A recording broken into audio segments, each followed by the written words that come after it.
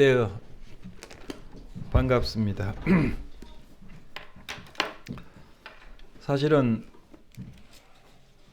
한 달 정도 그 아시아권의 선교지에 나가서 지내려고 그렇게 계획을 오래전부터 했습니다. 근데 이제 우리 아이가 이제 같이 나가기로 했는데 갑자기 수술을 하게 된 거죠. 예, 수술하게 돼가지고 부득이 가지 못하고 급하게 이 제주도로 오게 됐습니다. 그렇지 않아도 우리 정승 형제님, 또 김성훈 형제님, 강보성 형제님, 이 세 분들은 얼굴과 얼굴을 실제로 보기는 이번이 처음이에요. 그런데 한 몇 년 정도는 계속해서 온라인으로 이렇게 저희 학교에 공부를 하시기 때문에 늘 일주일에 한 번씩 늘 보던 얼굴이죠. 실제로 와서 보니까 더 미남인 것 같아요, 세 분 다. 네. 그래서 인간이 생각하는 거하고 또 하나님이 인도하시는 거하고 좀 틀린 것 같습니다. 그래서 한 40일 정도 이 제주도에 머물게 되는데, 그렇지 않아도 세 분이 한번 제주도에 오면 좋겠다 그런데 가죠 이랬는데 실제로 일찍 오게 되었습니다. 그 문복주 형제님은 또 몇 년 전에 이렇게 뵀는데 여기서 또 뵈니까 너무 반가워요. 네. 그때 한 7년 됐죠. 한 7년 전에 그 교회를 방문하고 그때 사주신 음식이 지금도 기억이 나는데 코다리 뭡니까? 코다리찜 엄청 맛있는데 지금도 그걸 제가 사주는 음식 가끔씩 기억나는 음식들이 있거든요. 그 중에 하나입니다. 예. 굉장히 맛있었어요. 네. 그런 기회가 또 있겠습니까?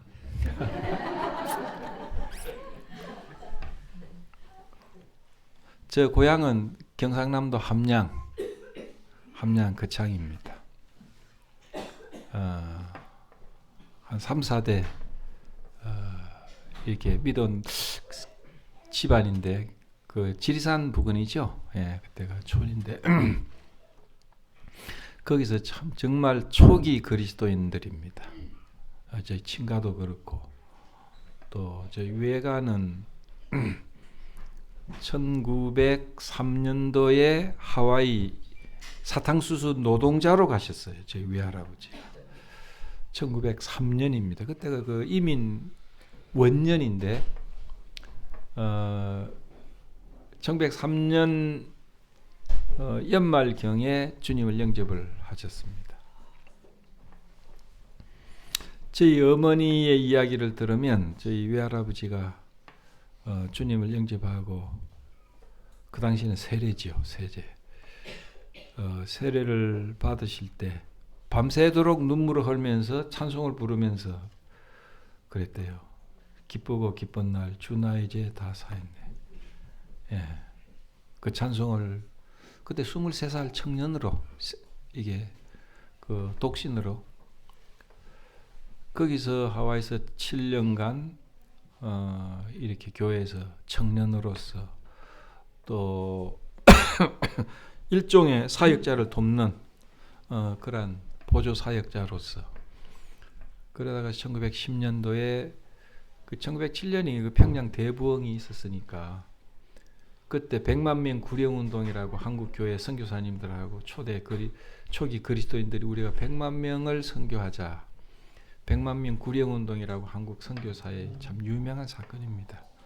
그 사건에 가와이도에서 대표자로 한국에 다시 나오셔가지고 거기 참석하시고 하와이 다시 못 들어가셨어요. 김해 고향이신데 부산을 중심으로 호주 장로교회 선교 지역이 경상남도 지역입니다. 그때는 구역을 갈라서 했기 때문에 거기서 이제 선교사들과 마을을, 그러니까 1910년 11년이니까 뭐 지금으로부터 110년 전입니다. 마을과 마을을 거느면서 그저 그 뭡니까 사랑방에서 자고 또 거기서 머물고 복음 전 이런 시대였습니다. 그런 환경 가운데 제가 낳기 때문에 저는 저희 식구 중에 막내죠. 그런 그 양가 부모님의 그 배경 속에서 낳습니다. 그래서 진정으로 주님을 영접을 한 것은 대학 4학년 때, 연도선 1976년인데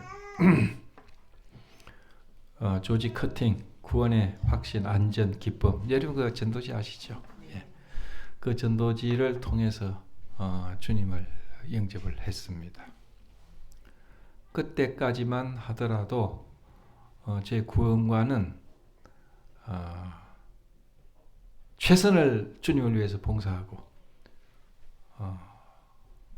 그 다음에 그리스도인으로서 뭐 그리스도인도 아니지만 그리스도인으로서 최선의 삶을 살면 이제 이 세상을 떠나면 주님이 그때 보고 얼마나 충성을 했는가 보고 천국에 넣어주는 그런 구원관이었어요. 사실은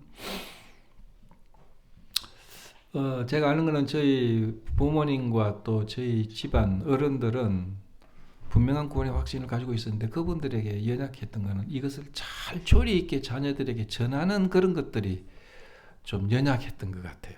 본인들은 확실한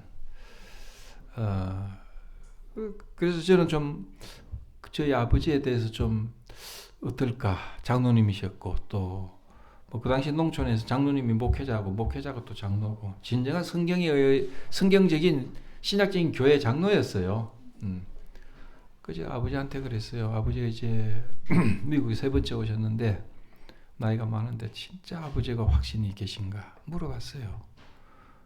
천국에 가시는 방법에 대해서. 아버지가 분명히 했어요. 사람이 행위로 간 게 아니다. 믿음으로 간다. 분명히 이야기를 하셨어요. 그래서 얼마나 근데 그분들에게 자기 자녀들에게 구원의 확신을 어떻게 심어주는 거 그게 좀 연약했던 것 같아요. 그래서 76년도에 그 전도지를 통해서 주님을 영접을 했습니다. 그리고 81년도 76년도 77년도 봄에 2월 달에 대학을 졸업을 하고 군대 갔죠. 군대는 이제 저희 철원 맨 북쪽이죠. 철원의 비무장지대에서 수색 소대장을 했어요. 비무장지대 수색 매복. 이제 거기서 주님의 부르심이 있었습니다. 이 복음을 전하면 좋겠다는 마음이 늘 있었는데 그것이 저는 소명인지 몰랐어요. 그러나 이제 그 당시는 복음 안에서 누가 이끌어주는 그런 기능이 전혀 없었죠. 이제 그랬는데 복음을 전하면 좋겠다. 이것이 막 소명이 마음에 있었습니다. 그러다가 이제 81년도에 미국을 갑니다. 가기 전에 이제 우리 집사람을 이제 이렇게 소개로 만나고 우리 집사람은 이제 아까 설명하셨지만 독일에서 주님을 영접을 했습니다. 그때 독일 파독 간호사들 가운데 복음의 운동이 있었어요. 그때 그 원대역 선교사 데렉 이분은 그 웨일즈 출신이죠. 그 다음에 길기수 선교사 이름 들어보셨습니까? 케이스 그라스 이분은 네덜란드. 이 두 분은 그 영국의 유명한 그 웩 선교회 WEC 시티 스터드에 창립한 그 선교회 출신들입니다. 총각으로 오셨어요. 6.25 직후에. 그리고 김성준 선교사. 이분들에 의해서 양육이 돼서 아마 정확하게 모르지만 그래도 몇백 명 정도가 주님을 영접을 한 것 같아요. 지금도 그분들이 네트워크가 있는데 아마 몇백 명이 다 연결되는 것은 아닌 것 같고. 그렇게 있다 우리 집사람이 이제 비데네스트라고 독일의 모임의 신학 대학이죠. 거기서 공부를 했습니다. 그래서 공부를 끝나기 다 졸업하기도 전에 한국 나왔는데 저를 만나게 된 거죠. 그래서 이제 저와 학교로 돌아가느냐, 그래서 공부를 끝내느냐, 아니면 저하고 결혼하고 미국을 가느냐, 이 갈림길에서 저를 선택을 했죠. 예. 상당히 지혜로운 선택이 아닌가. 그래서 81년도 제가 이제 미국에 가서 올 봄에까지 살아서 한 42년 정도 됐어요. 갈 때는 27살이었는데 지금 70이에요. 70. 예, 거기서 이제 복음 전하니까 역사가 있고 그래서 모임이 형성이 되고 그래서 애리조나에 5년 정도 모임이 형성이 되고 개척도 되고 또 목회도 하고 그러다가 이제 강력하게 주님이 저를 공부하고자 하는 마음을 주셨어요. 우리 부부에게.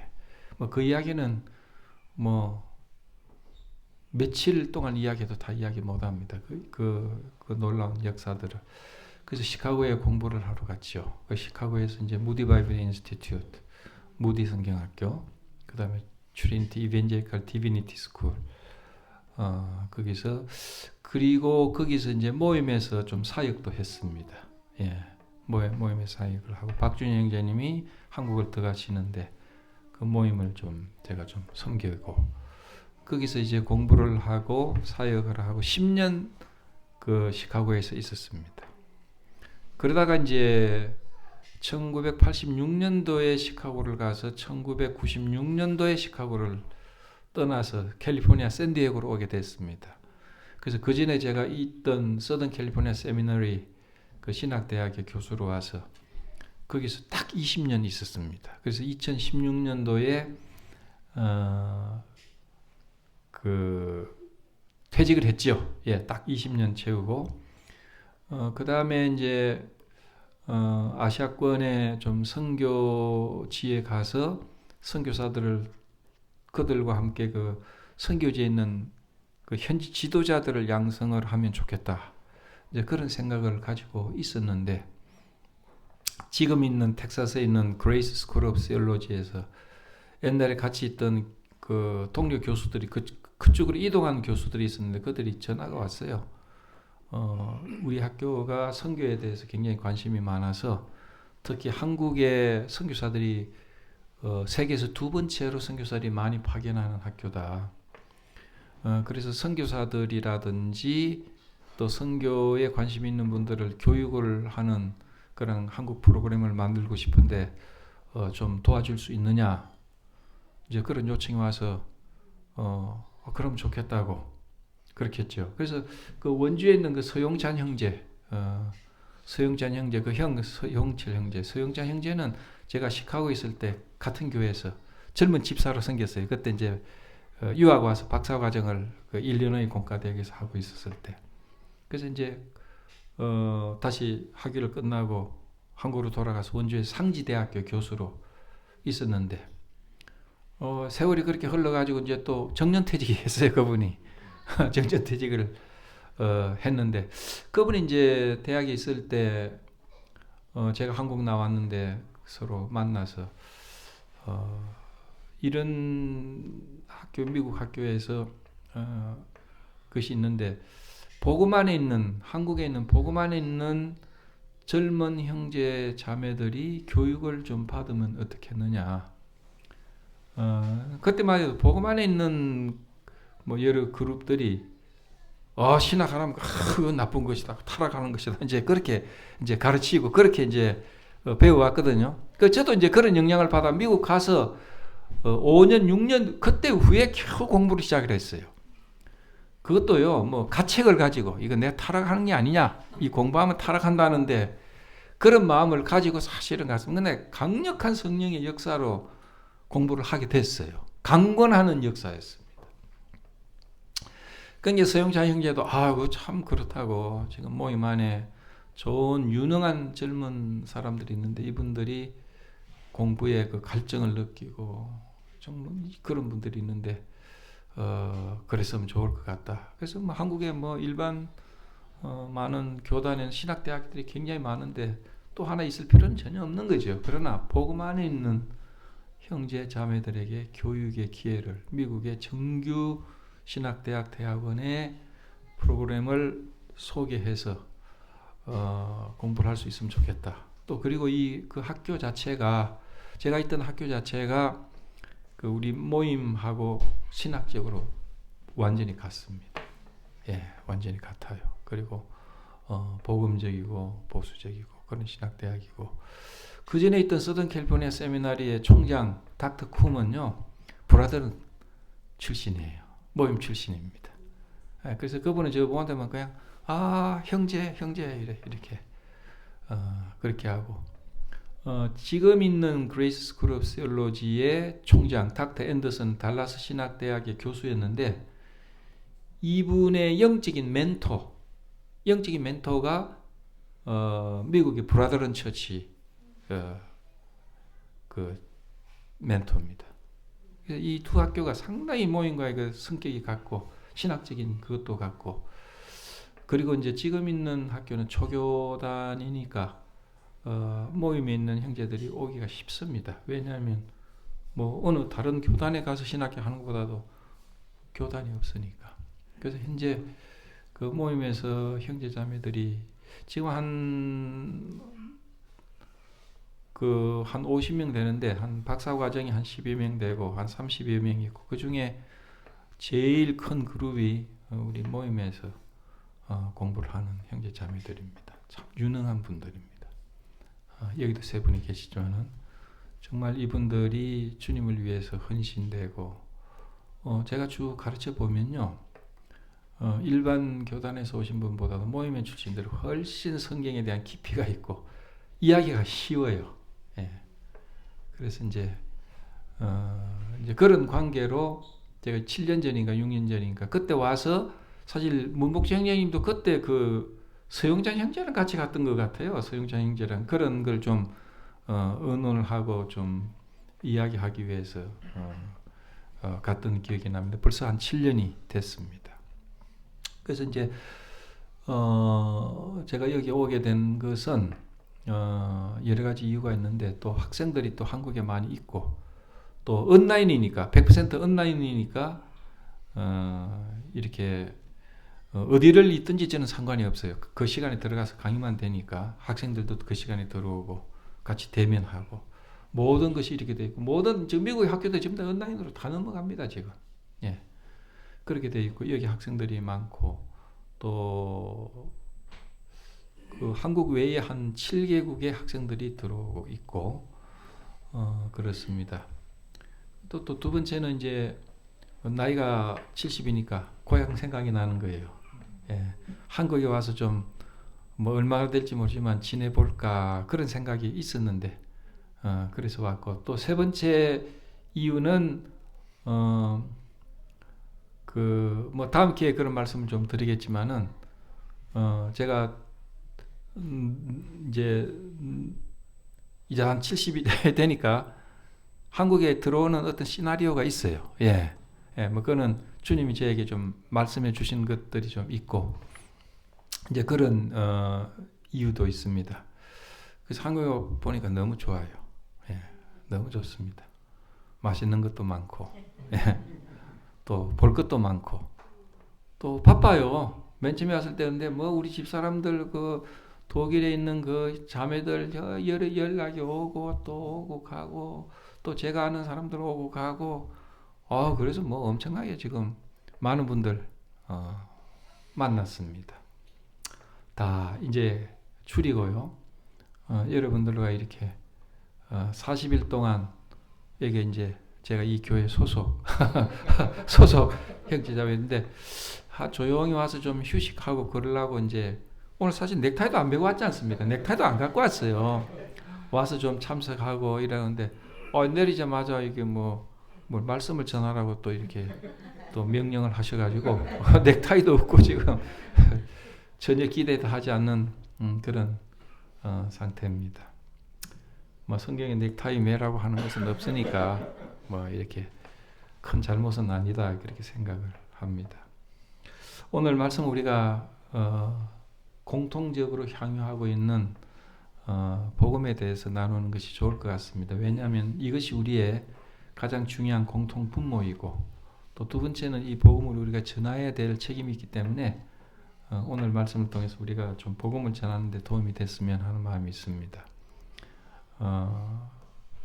마태복음 19장 여러분이 잘 아시죠?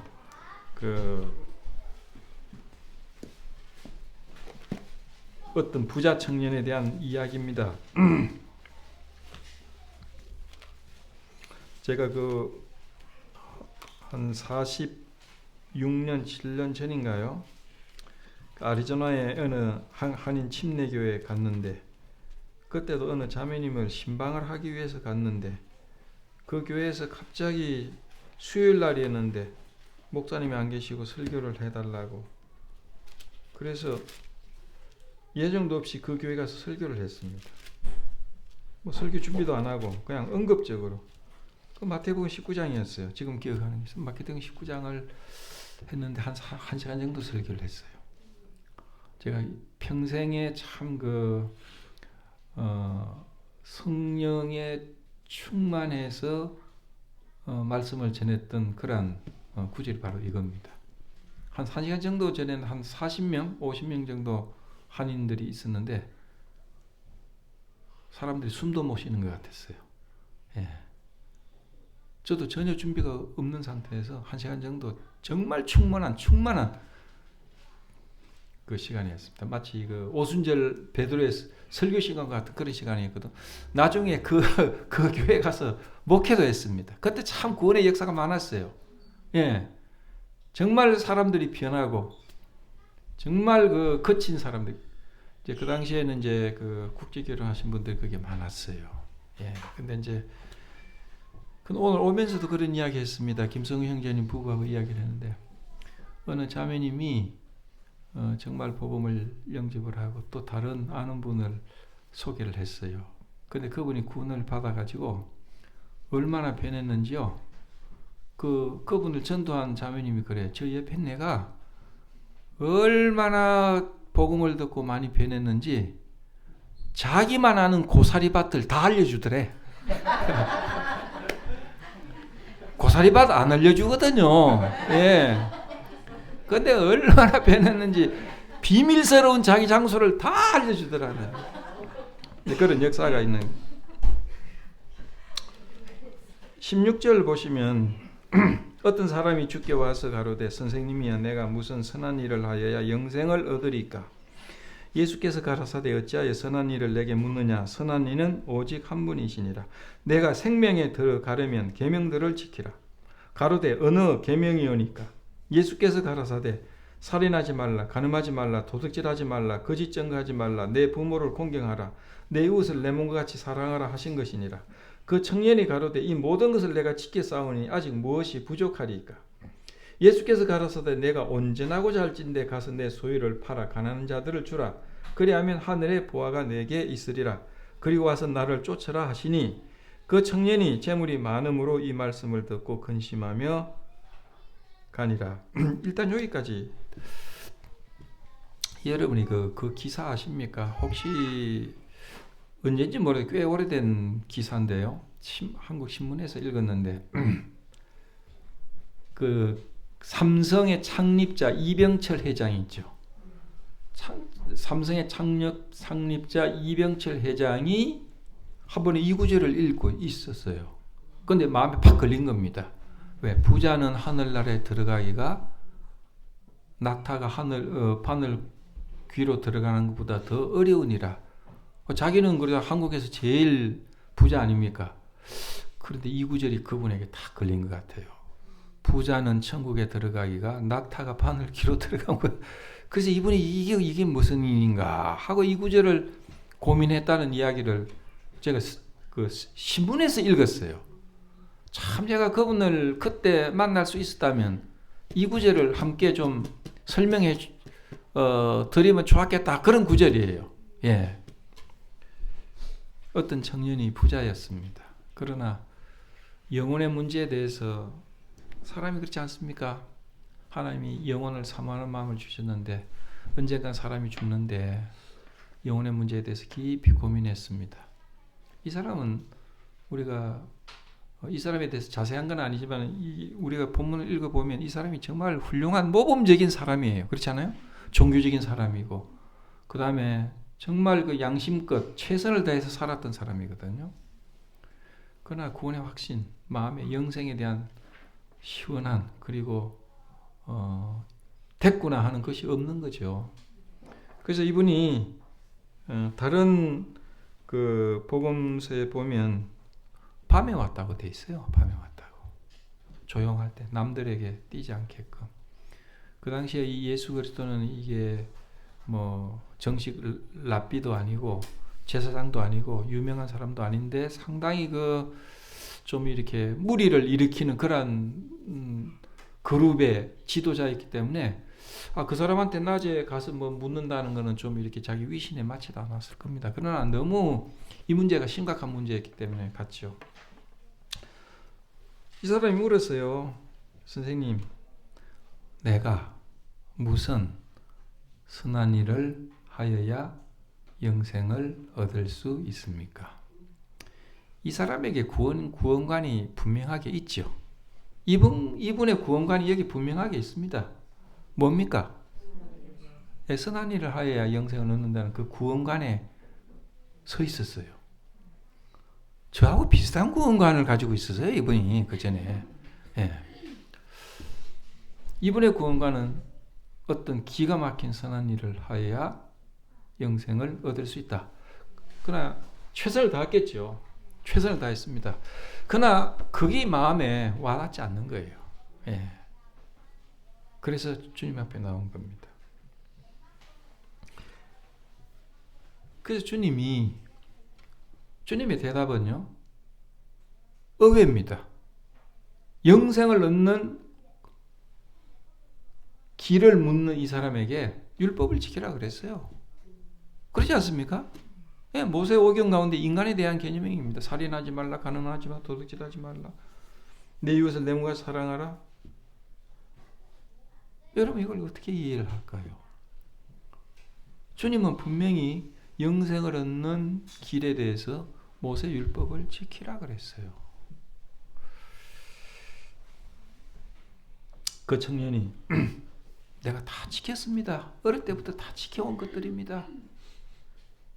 근데 나는 아직 부족을 느낍니다. 이게 내 마음속에 확고한 영생에 대한 것이 들지 않습니다.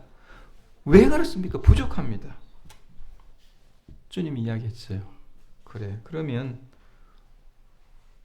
당신의 모든 소유를 다 팔아 가난한 자들에게 주고 나와 함께 갑시다. 이 청년이 재물이 많았죠. 재물이 많았습니다.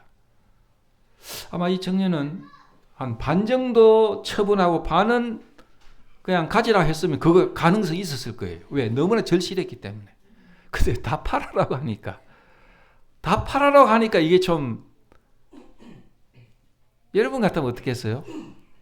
여러분 같아도 고민하겠죠? 예.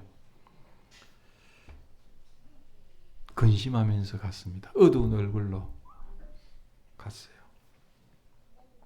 그러면서 주님이 제자들에게 이야기를 합니다. 이 사람이 멀리 사라져가는 것을 보고 난 다음에 예수께서 제자들에게 이르시되 내가 진실로 너희에게 이르노니 부자는 천국에 들어가기가 어려우니라. 다시 너희에게 말하노니 약대가 바늘 귀로 들어가는 것이 부자가 하나님의 나라에 들어가는 것보다 쉬우니라 하신대. 헐, 부자가 하늘나라에 들어갈 수 없다 하니까 제자들이 깜짝 놀랍니다. 제자들이 듣고 심히 놀라 가로되 그런즉 누가 구원을 얻을 수 있습니까? 그렇게 따지면 누가 하늘나라에 들어갈 수 있고 영생을 얻을 수 있단 말입니까?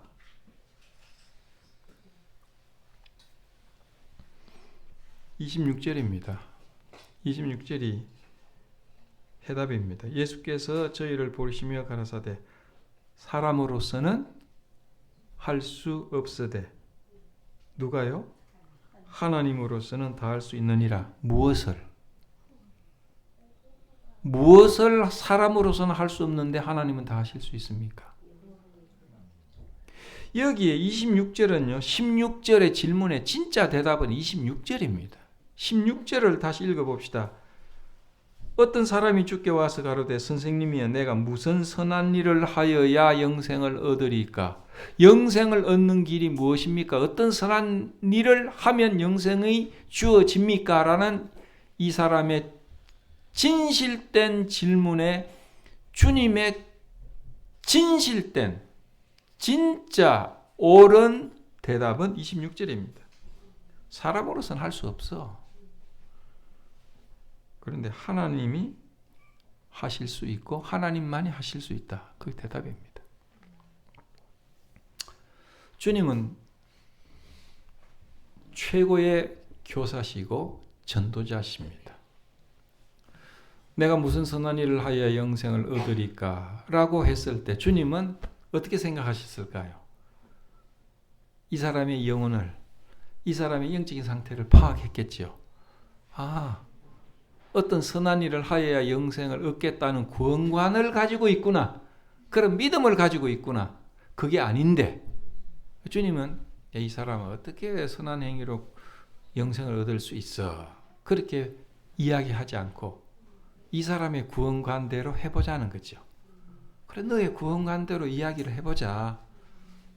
무슨 선한 일을 한다고 살인하지 말아야 돼? 간음하지 말아야 돼? 이웃을 내 몸같이 사랑해야 돼? 부모를 공경해야 돼? 하는 것, 하지 않는 것, 하는 것, 하지 않는 것. 이 사람의 구원관대로 이야기를 해 주시는 거예요. 그렇게 하라.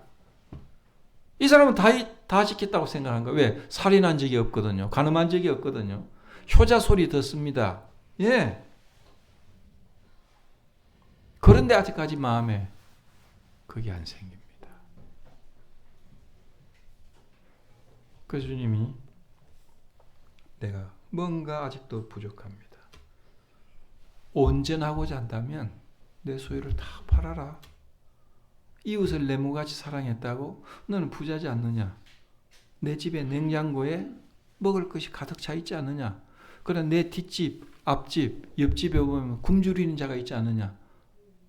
너 같으면 그거 내 음식을 먹지 않겠느냐? 내 이웃을 내 몸과 같이 너는 사랑했느냐? 못했지 않느냐? 이 사람의 나는 다 지켜 행했다는 것이 사실이 아니고 율법은 살인하지 않는 것은 남을 미워하지 않는 것이라고 마태복음 5장인가요? 그렇게 이야기했지 않습니까? 음욕을 품는 자는 마음이 이미 간음했다는 이야기 했지 않습니까? 그러니까 우리는 했다고 하지만 하나님 시선에서는 그건 살인이고 간음이라는 것이죠. 네가 죄인이라는 것이고 너 스스로는 너를 구원할 수 없다는 그 이야기 아닙니까? 그러니까 주님은 이 사람이 자기가 지켰다는 것이 사실이 아니라는 것을 증명해 가는 겁니다. 내 소유를 다 팔 수 있느냐? 다 팔아라. 그리고 나를 따르라. 영생이 주님에게 있으니 내가 어디로 가겠느냐? 그렇죠? 영생의 길은 주님이신데 이 청년은 주님의 그 인도해 가는 그 과정 속에서 자기 자신을 파악을 하고 자기의 구원관이 틀렸다는 것을 깨닫고 그렇게 주님은 인도해 가시는 과정이죠. 쓸쓸히 갑니다. 그러면서 주님은 이야기를 합니다. 부자는 천국에 들어갈 수 없다. 여러분, 부자가 천국에 들어갈 수 없다는 그 이야기를 어떻게 이해를 할 수가 있습니까? 그럼 우리가 다 쪽박 차야 된다는 이야기입니까? 그럼 부자는 어느 정도가 부자가 진짜 부자인가? 그 커트라인이 있어야 되는 거 아닙니까? 예, 커트라인이 있어야 되는 것이죠. 참 애매한 말씀입니다. 주님은 저 부자와 같은 구원관을 가진 자는 천국에 들어갈 수 없다. 저 사람처럼 저런 사람의 구원관을 가지고 천국에 들어갈 수 있는 것은 없다. 차라리 낙타가 바늘기로 들어가는 것이 더 낫다. 불가능하다는 것이죠. 저 사람의 구원관은 가지고 천국에 들어갈 수 없다. 그럼 제자들이 그렇게 따지면 어떻게 누가 천국에 들어갈 수 있습니까? 사람으로서는 할 수 없어. 행위로서는 할 수 없어. 무슨 선한 일로서는 할 수가 없어. 그러나 할 수 없는 그것을 하나님은 다 하실 수 있고 하실 것이고 하셨다는 겁니다.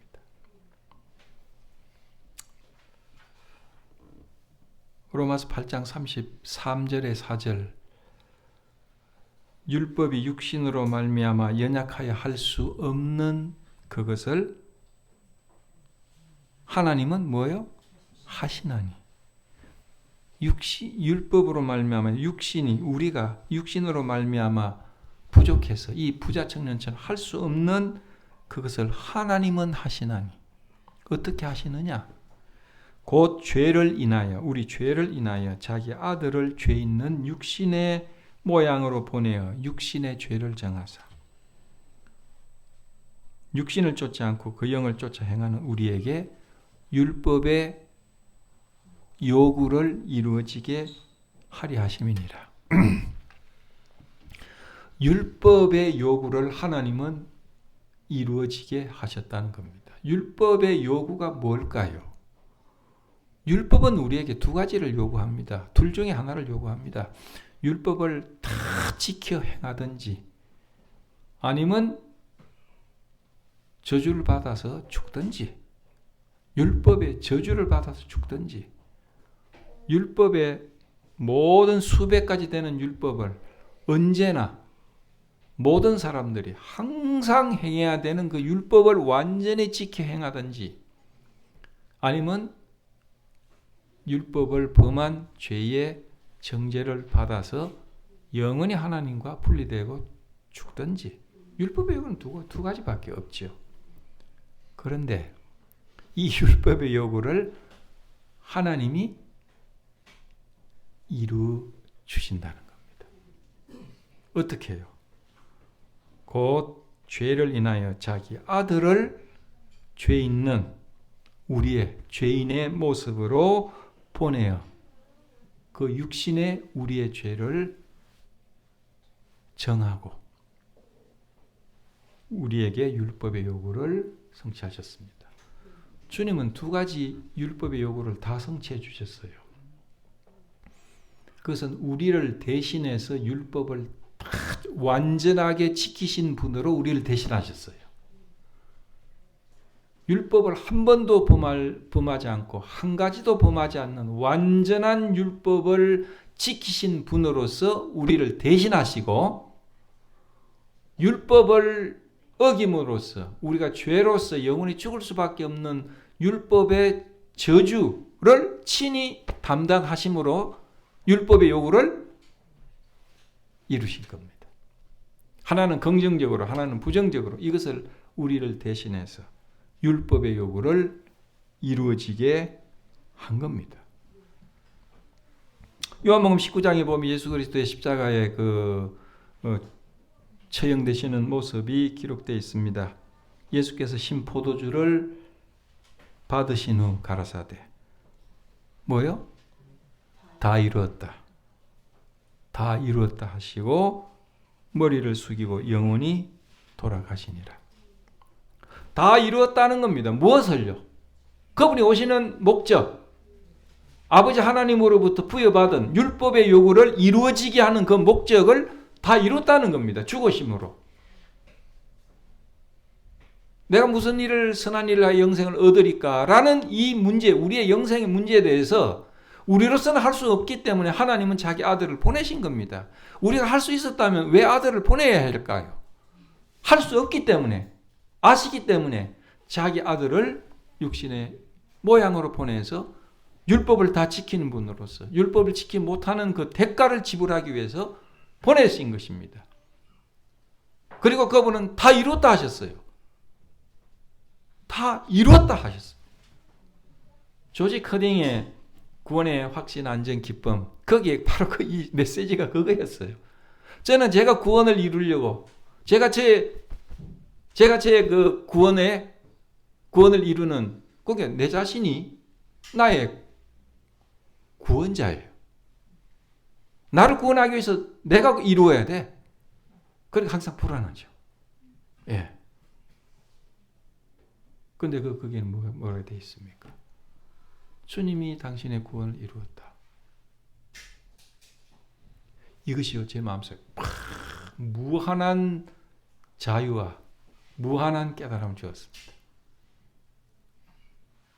76년 6월 달인가요?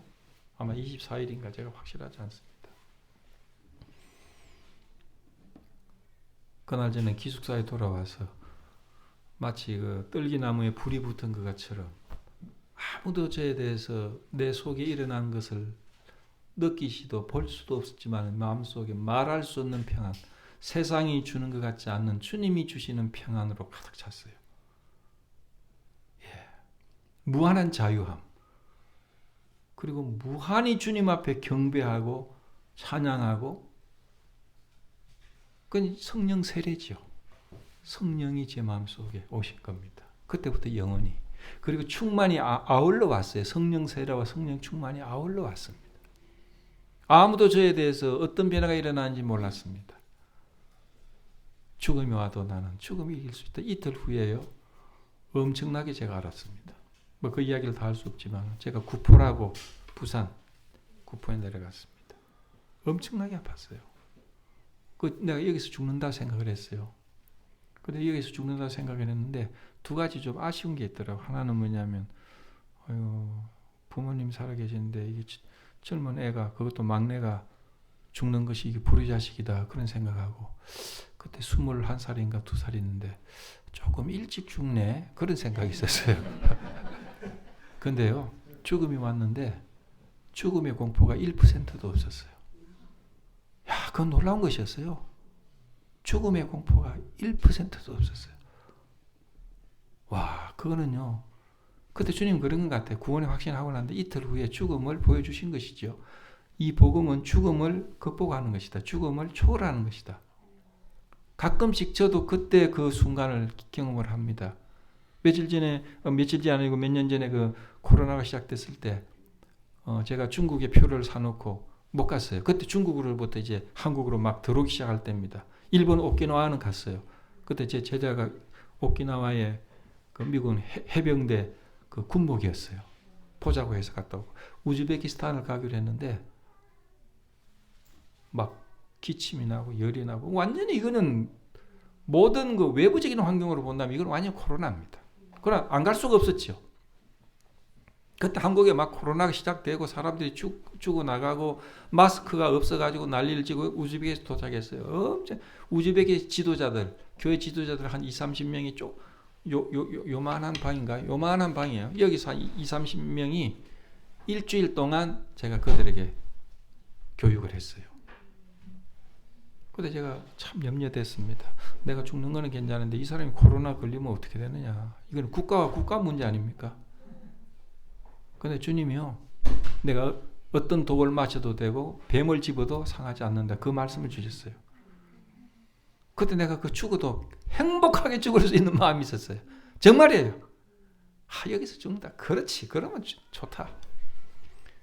근데 그 뭐 코로나였는지 감기였는지 저는 모릅니다. 좌우지간 두 가지 중에 뭐 그런데 염려됐어요. 근데 코로나도 한 명도 안 걸리고 감기도 한 명도 안 걸렸대. 미국에 와가지고 또 전화했어요. 진짜입니까? 아무도 안 걸렸대요. 놀라운 일이죠. 이제 토요일 이제 주일날 한국으로 들어와서 그 다음날 미국으로 와야 되는데 이틀 전에 비행기가 끝났어요. 서울에서 안 들어온 거야. 나갈 수가 있어야죠. 국제 미아가 될 뻔했습니다. 그러나 기적적으로 그 위에 그 우즈베키스탄 위에 그 뭐 카자흐스탄인가요? 거기 알마티에 가가지고 거기서 마지막 비행기를 타고 와서 그 다음에는 탁 스톱이 된 거예요. 그 다음날 미국에 돌아왔어요. 정말 복음은요, 지금 우리는 때때로 뭐 병에 걸리면 좀 두려운 것이 있을지 몰라도 우리가 죽음 직전에 가면요 정말 우리 마음속에는 평안과 기쁨과 차라리 가자 이런 마음이 있는 거죠. 정말 그렇습니다. 주님이 하신 겁니다. 주님이 나의 구원을, 주님이 나의 영생을 확정한 겁니다. 주님이 말씀하셨어요. 다 이루었다. 내가 했는데 왜 네가 너를 구원하려고 하느냐. 참 이 말씀을 보면요, 다 이뤘다 하시고 머리를 숙이고 영원히 돌아가시니라. 주님은요, 우리로 말하면 한 9시경에 십자가에 달리셨어요. 그리고 그 십자가에서 한 6시간이 오후 3시경 운명을 하셨습니다. 근데 이제 학자들이 이야기를 하는 거 보면 한 30대 정상적인 남자들이 십자가에 달리면 이틀 내지는 길게는 3일 정도 간답니다. 그렇게 심한 고통과 열과 이런 것 속에 세상을 떠나는 거죠. 아주 잔인한 거죠. 그래서 노예들이나 반역자들만 십자가 처형을 했습니다. 근데 6시간 만에 주님은 운명을 하신 거예요. 그거는 통상적이지 않죠. 특별한 경우입니다. 그 다음 날이 예비일 아닙니까? 예, 거룩한 뭡니까? 유월절이에요. 그러니까 율법에 보면, 모세율법에 보면 시체를 밤이 되기 전에 처리를 해야 됩니다. 그래서 유대인들이나 그 이슬람 사람들은요, 장례가 빠릅니다. 빨리 처리를 해야 돼요. 그래서 제사장들 와가지고 시체 달 안 됩니다. 이게 우리가 지금 아주 거룩한 날이기 때문에 빨리 치워주십시오. 그러니까 군병들이 가가지고 빨리 치워달라고 하니까 강도는 어떻게 했어요? 도끼로 무릎을 쳐서 그냥 확 죽여버린 거예요. 그 나사렛 예수에서 와보니까 죽은 것 같은 거야. 이게 이상하다. 벌써 죽을 리가 없는데 진짜 죽었나 안 죽었나 하게 옆구리에 창을 찌르니까 죽은 거예요. 왜 그랬을까요? 우리는 복음서에 보면 예수 그리스도의 십자가에 달리시는 것을 외부에서 봅니다. 외부에서 예수 그리스도의 모습을 기록을 했어요. 상당히 절제된 기록입니다. 거기는 감정이 들어가지 않았어요. 예수님이 십자가에서 십자가를 지고 넘어지고 또 넘어지고 그런 감정적인 거 전혀 없어. 아주 사실적으로 기록되어 있습니다. 근데 많은 사람들은 예수 그리스도의 그 십자가에 달리신 고통, 못 박히시는 거, 면류관 쓰시는 거, 창에 찔리는 거, 육신적인 고통을 많이 생각을 합니다. 우리가 성찬을 뗄 때도 주님의 그 피와 살, 그 육신적인 고통을 많이 생각을 해요. 참혹한 고통이죠. 주님은요, 겟세마네 동산에서 십자가의 죽음을 바라보시고 난 다음에 하나님 앞에 기도했어요. 그때 기도가 어땠습니까? 할만하시거든 이 잔을 내게서 옮겨주십시오. 3번 기도했습니다. 그의 땀방울이 핏방울 같다 그랬어요. 주님의 그 고난이 주님의 할만하시거든 안 하면 안 됩니까? 이것이 참혹한 그 아픔과 고통 그것 때문이었을까요? 물론 그런 점이 없는 건 아니겠죠. 그러나 주님은 그거 잘 알고 계셨어요. 정말 주님이 할만하시거든 이 잔을 내게서 옮길 수 없겠습니까? 한 거는요, 육신적인 고통 그건 아무것도 아니었어요. 내면적인 고통입니다. 영적인 고통입니다. 아버지 하나님과 아들 하나님, 삼위일체한 하나님이 아들 하나님과 아버지 하나님은 일체십니다. 그리고 항상 주님 그랬어요. 내가 아버지의 기뻐하시는 일을 함으로써 나를 홀로 두지 않았다. 이 삼위일체 하나님은 완전한 결합된 한 하나님으로서 세 인격체. 그러나 이 순간에요, 아버지 하나님과 아들 하나님은 어떻게 분리가 되어지는 겁니다.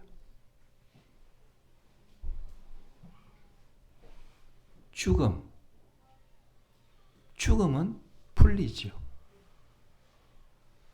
삼일째 하나님으로서 아버지 하나님과 아들 하나님 사이에 완전한 벽이 생기고 아버지 하나님은 아들 하나님을 향해서 등을 돌릴 때 아들 하나님의 그 절망감, 이거는 인간으로서는 상상할 수 없는 겁니다. 이게 영계에 대한 겁니다. 이게 하나님에 대한 겁니다. 그것은 육신적인 죽음의 수천, 수억 배에 달하는 엄청난 고통과 엄청난 두려움과, 그래서 엘리 라마 사막타니, 아버지여 아버지 왜 나를 버리시나이까? 이게 그냥 이야기가 아니고 아들 하나님 속에 그 절망적인 공포. 아버지 왜 나를 버리십니까? 버리는 것 같은 것이 아니고 버림을 당하는 고통이죠. 여러분요, 6.25 전쟁 때요, 이런 일이 있었다는, 6.25 그 전쟁사에 보면 나옵니다. 실화입니다. 피난민이 열차를 타고 갑니다. 막 열차가 꽉 들이차고 위에도 막 사람들이 가는데, 낙동강 철교를 가는데요, 부모가 아이들을 버렸답니다. 못 버릴 수 있는 것 같죠? 버리지 않을 수 있는 것 같죠? 버렸답니다. 야, 요즘에도 아이들 놓고 많이 버리지 않습니까? 죽이지 않습니까? 그때는요, 부모가 아이들을 버렸답니다. 그래서 아이들 푹 들면 물에 푹푹 빠지고 그랬대요. 여러분 생각해 보십시오. 품에 있다가 그 아이가 순간적으로 어머니가 아버지가 자기를 공중에 휙, 그 아이가 공중에 막 갑자기 막, 그리고 막 밑으로 떨어질 때 그 두려움, 그리고 차가운 물 속에 팍, 이 아이가, 어린 아이가 느꼈을 그 공포, 그리고 아버지 어머니가 자기를 버리는 그 버림에 얼마나 두려웠겠어요. 참 비극이죠. 그러나 이런 것보다도 하나님의 아들이 아버지 하나님으로부터 버림을 당하는 엄청난 그 고통을 인간으로서는 상상할 수가 없는 겁니다. 그것이 그분이 할만하시거든 내 잔을 내게서 옮겨주실 수 없겠습니까? 이거는 상상할 수 없는, 그리고요, 거룩하신 분이십니다. 죄를 알지도 못하신 분이세요. 완전한 하나님이 인간의 죄를 뒤집어 쓰고 죄의 덩어리가 되고 죄인이 된다는 거, 이러면 상상할 수 있습니까? 우리는 죄인이기 때문에 죄가 별거 아닌 것 같이 보이죠. 그래도 우리가 어떤 악독한 죄를 신문 기사나 이런 걸 보면 아이고 치가 떨리지 않습니까? 그런데 하나님께서 인간의 죄를 맛보셔야 한다는 것이 얼마나 큰 고통인지 상상할 수가 있겠습니까? 이거는 영원히 우리는 체험할 수도 없고 상상할 수도 없습니다. 하나님께서 당하셔야 했던 고통은요, 그런 차원의 하나님이 당하셔야 했던 고통은요, 전율입니다. 예수 그리스도께서 죄인으로서 세상 죄를 짊어지는 죄의 덩어리로서 심판을 받으신 겁니다. 만약 그렇지 않다면 하나님 아버지가 무죄한 아들을 죽인 것과 같은 것이지요. 아닙니다. 성경은 우리에게 죄를 삼으셨다고 그랬어요.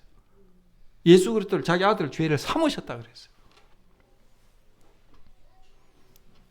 그래서 시편 22편에는 예수 그리스도의 십자가의 내면을 그리고 있습니다. 복음서에는 밖에서 예수 그리스도 십자가의 모습이지만 시편 22편에는, 그리고 이사야 53장 같은 경우에 예수 그리스도 십자가에 달리신 예수 그리스도 내면을 그리고 있어요. 내 마음이 총밀 같아서 내 속에서 녹아내렸다 그랬어요. 초가 이렇게 녹아서 눈물을 흘리는 것처럼 예수 그리스도의 심장이 막 녹아내렸어요. 왜? 그 거룩하신 분이 인간의 죄를 짊어지는 그 고통은요. 예, 자매님들은 뱀 싫어하죠, 그렇죠? 예, 굉장히 싫어해요. 싫어하시는 거하고 굉장히 싫어하는 거하고 어떻게 차이가 있는지 잘 모르겠습니다만 뱀을 가지고 이 자매님들 목에다 싹 순간적으로 걷는다. 여러분 어떻게 했어요? 그 전율, 뭐 거기에 비하겠습니까? 예수 그리스도가 우리의 죄를 짊어지고 죄를 맛보셔야 했다는 것은요, 그것보다 훨씬 더 충격이 아니겠습니까? 그것이 주님을 두렵게 한 거예요. 그것이 주님이 회피하고자 하는 거예요. 왜? 그것이 아버지 하나님의 뜻이고 자기가 기쁘게 그 일을 위해서 왔음에도 불구하고 그 순간에 있어서 예수 그리스도에 대한 그 죄에 대한 그 엄청난 두려움과 혐오감과 그 절망감, 아버지가 자기를 버리는 것을 느꼈을 때 그 절망감, 엘리 라마 사마타니 그랬어요. 여기 보면 숙이고 영원히 돌아가시니라. 한국 성경에는 영원히 돌아가시라 되어 있는데 영어 성경을 여러분이 가지시면 읽어보십시오. 재밌게 되어 있어요. 영어 성경에는 He gave up His spirit. 자기 영혼을 포기했다 돼 있어요. 요한복음 10장에 보면요, 주님이 그랬어요. 나는 선한 목자다. 나는 양을 위하여 목숨을 버린다.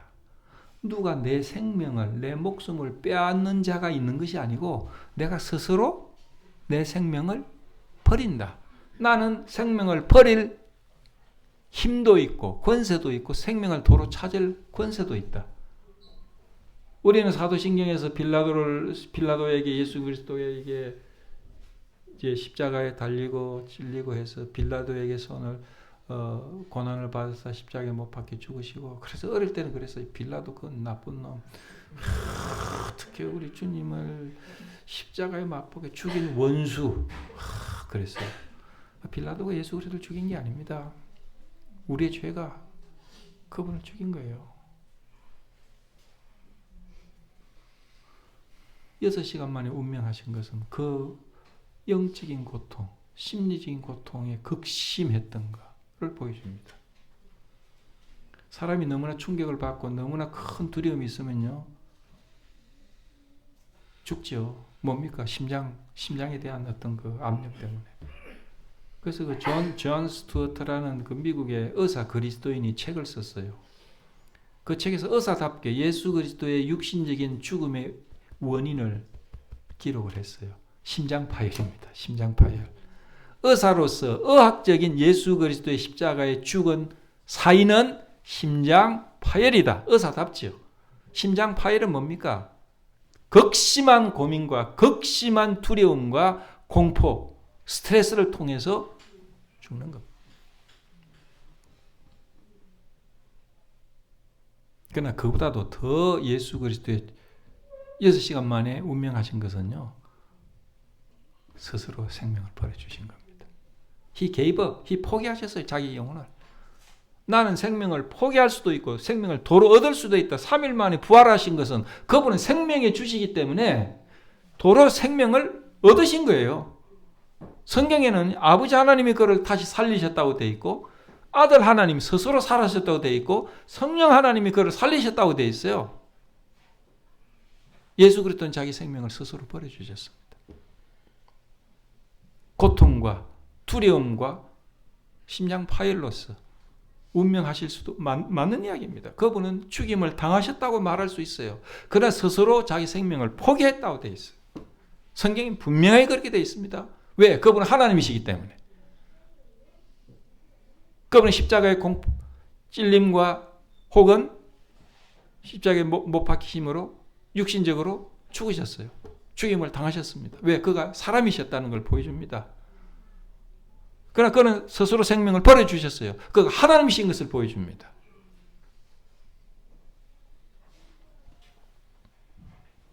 우리는 그 고통과 십자가상에 있었던 그분의 내면적인 고민을 어떻게 다 성량할 수가 있고 이해할 수가 있겠습니까?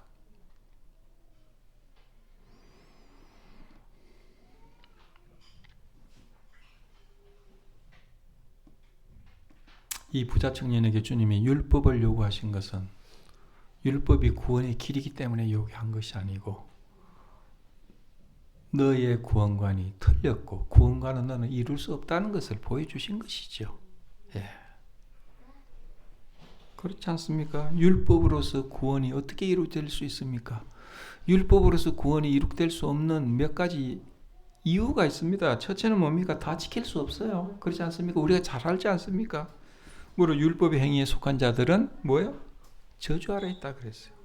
기록된 바 누구든지 율법책에 기록된 대로 온갖 일을 항상 행하지 않는 자는 저주 아래 있다. 다 지킬 수 없어요. 아무도 지킬 수 없습니다. 두 번째, 율법의 기능은요, 죄를 사해 주는 것이 아니라 뭐예요? 죄를 드러나게 해 주는 거죠. 거울과 같아요. 예. 요즘에 MRI 기계 같은 경우, 그렇죠? 암이 있는지 없는지 다 드러납니다. 율법은 죄를 사해 주는 게 아니고 죄를 덜추어내서 죄인이라는 것을 나타내 줍니다. 율법이 죄냐? 그럴 수 없다 그랬어요. 율법으로 말미암고 저는 내가 죄를 알지 못한다 그랬어요. 계명으로 말미암아 죄로 심히 죄되게 한다 그랬어요. 율법의 기능은 죄를 사해 주는 것이 아니고 죄를 드러나게 해주고 죄인인 것을 폭로해 줍니다. 율법으로 구원이 왜 안 됩니까? 율법이 주어지기 전에 구원의 길이 이미 하나님이 보여주셨어요. 율법은 모세를 통해서, 모세의 중보를 통해서 율법을 주신 게 아닙니까? 이미 모세 이기 전에 이미 구원의 길이 보여주셨어요. 아담을 통해서도 보여주시고, 그렇잖아요. 노아를 통해서도 보여주시고, 아브라함을 통해서도 보여주시고, 믿음으로. 율법이 있기 전에 이미 구원의 길을 하나님이 보여주셨어요. 그렇기 때문에 430년 후에 오는 율법이 아브라함의 믿음으로 구원 얻는 것을 무효하지 되지 못한다는 겁니다. 율법이 주어지기 전에 이미 구원의 길이 주어졌습니다. 왜 율법이 구원을 얻지 못했습니까? 율법으로 구원을 받는다면 그리스도께서 괜히 오셨고 괜히 십자가에 죽으신 건 아닙니까? 예. 내가 하나님의 은혜를 피하지 않으니 만일 어렵게 되는 것이 율법으로 말미암으면 그리스도께서 어떻게 해요? 헛되이 죽으셨다 그랬어요. 율법 안에서 어렵다함을 얻으려 너희들은 그리스도에게서 끊어진다고 그랬어요. 은혜에서 떨어졌다고 그랬습니다. 마지막으로 율법으로 구원을 얻을 수 없는 건 처음부터 하나님, 영원한 하나님의 마음속에 처음부터 율법은 구원의 길이 아니었어요. 아니었습니다. 다른 이로서는 구원을 얻을 수 없나니 천하 인간의 구원을 얻을 만한 다른 이름을 우리에게 주신 적이 한 번도 없어요. 철저하게 율법의 행위로 구원을 얻는 것은 불가능한 겁니다. 무엇입니까? 우리를 위해서 율법을 다 지키신, 그리고 우리 죄를 위해서 율법의 대가를 지불하신 예수 그리스도를 믿는 믿음으로 구원을 얻습니다. 누구든지 저를 믿으면 멸망치 않고 구원을 얻는다. 믿는다는 것이 무엇일까요? 믿는다는 건 하나님의 아들, 하나님이 예수 그리스도 하나님의 아들이시다. 그걸 그냥 인정하는 겁니까? 받아들이는 거죠. 영어에는요 그렇게 돼 있어요. Whosoever believe in him. 그 영어에는 이상하게 돼 있어요. Believe him, whosoever believe him 이렇게 안 돼 있고 Whosoever believe in him 이렇게 돼 있어요. Believe in him. 오래된 영어 성경에는 believe into him이라고 돼 있어요. 왜 그러냐면 영어의 in이라는 believe in이라는 것이요 그 원어에서 왔어요. 원어에 그렇게 돼 있습니다. 원어에는 piston ace out on. piston은 believe 믿는다는 것이고 believe ace는 into입니다. 이 밖에서 이 지금 예배당으로 들어오는 거 into 들어오는 것이죠.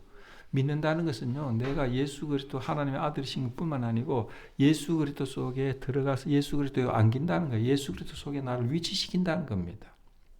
좀 더 다르게 하면 아담 안에 있던 우리가 예수 그리스도 안으로 들어오는 것이에요. 예수를 믿는 것은 예수 앞에 완전히 나 자신을 맡기고 그가 하나님의 아들이신 것과 나의 죄를 사하신 그리고 부활하시고 다시 오실 분이라는 것을 인정하고 받아들이고 의지하는 것을 말합니다. 여러분이 문제는 아담 안에 있느냐 예수 그리스도 안에 있느냐 아닙니까? 예수를 믿을 때 우리는 예수 그리스도 안에 있게 됩니다. 예수 그리스도 안에 있게 되면 영원한 하나님의 시선, 시간과 공간을 초월하는 하나님의 시선에서는요, 예수 안에 있게 되면 예수의 십자가에 죽었을 때 우리는 그 안에 있으면 우리 함께 죽은 겁니다.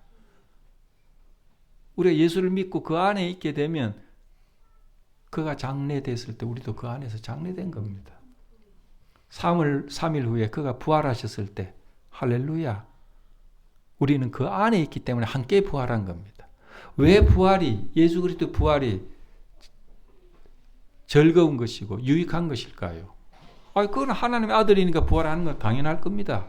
그러나 예수의 부활은 곧 나의 부활을 확정한 겁니다. 예수의 부활하셨다면 나는 그 안에 있기 때문에 나는 부활을 확정한 겁니다. 그래서 에베소서에는요, 예수 그리스도 성천하셔 하나님 우편에 앉아 있다고 그랬어요. 에베소서는 뭐예요? 그리스도 안에서 하나님 우편에 우리를 앉히사 그랬습니다. 왜? 예수 그리스도 안에 있기 때문에. 이것이 믿는 것입니다. 믿는 것은 내가 예수 그리스도 안에 위치시키는 겁니다. 여러분 예수 안에 있습니까? 지금은 여기 있는데, 제주도에 있는데. 하나님이 영원한 시선 속에 우리는 예수 그리스도 안에, 그 안에서 형제 자매들이라고 하지 않습니까?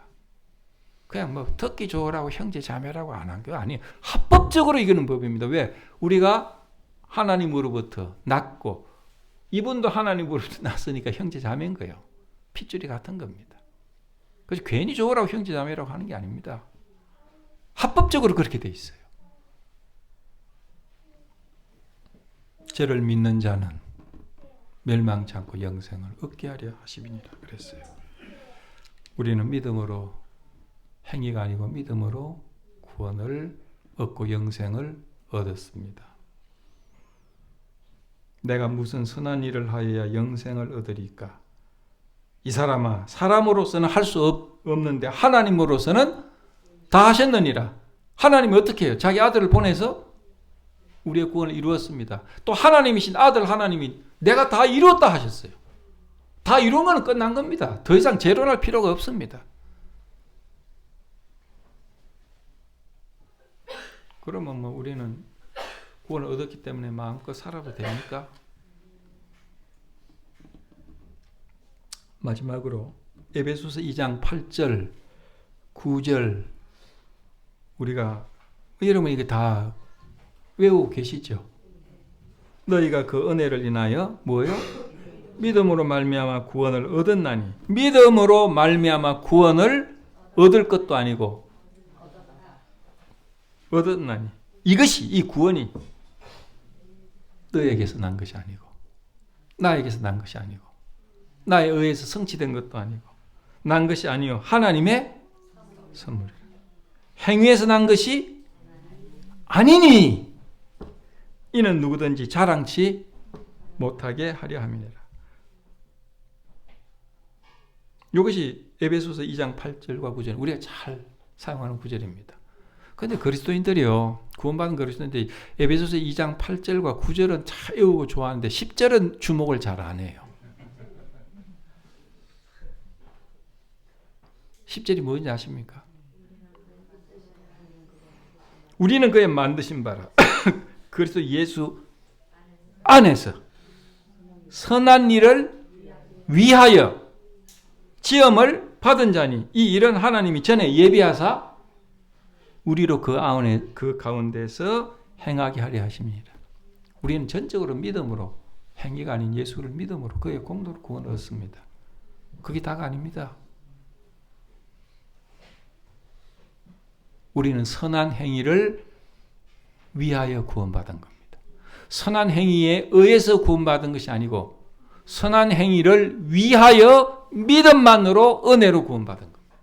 그런데 많은 그리스도인들이 이 문제를 별로 심각하게 생각하지 않습니다.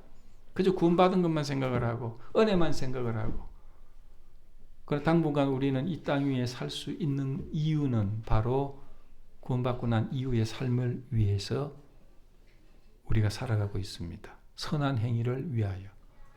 선한 행위로 구원받은 것이 아니고 선한 행위를 위하여 구원을 받은 겁니다.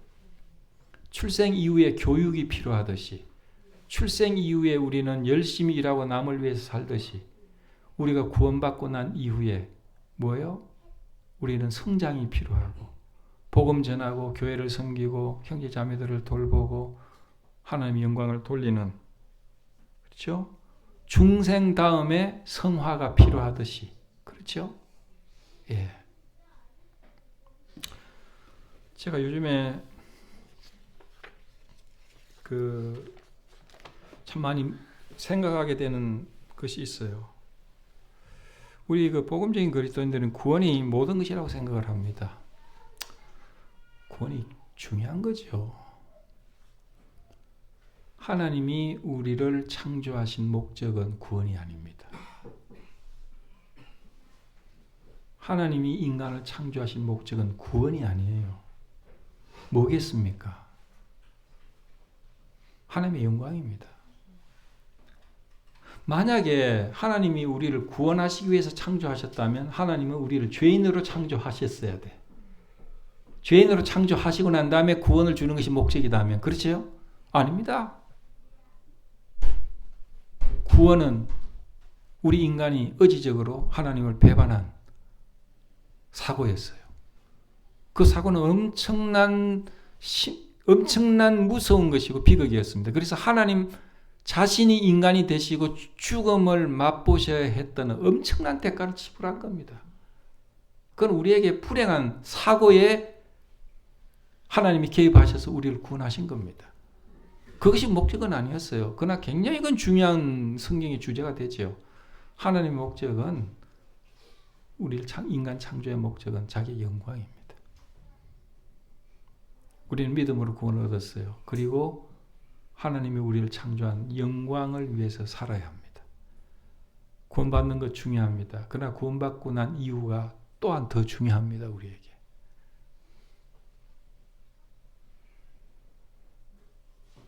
하나님이 십자가와 핏묻음과 그리고 우리 이후에 주님을 만날 때까지 우리의 인생의 삶이 그만큼 귀중하고 그만큼 놀라운 기회가 있는 겁니다. 우리는 믿음으로 구원을 얻었습니다. 또한 우리는 믿음으로 살아가야 합니다. 오늘 이 메시지 오늘 우리가 다 같이 되새기면서 주님 앞에 찬양하고 경배하고 감사하고 그리고 오늘 우리의 발걸음을 다잡을 수 있는 그러한 말씀이 되기를 바랍니다. 기도하겠습니다.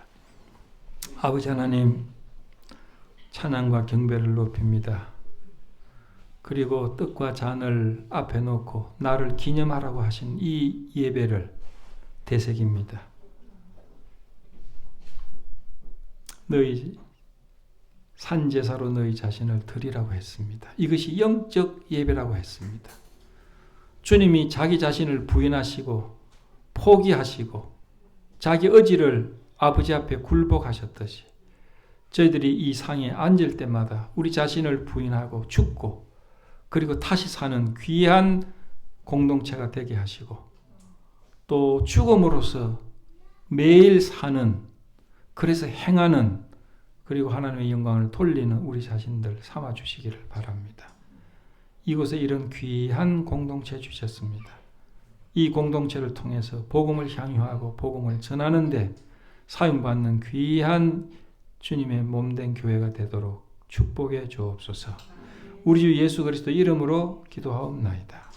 아멘.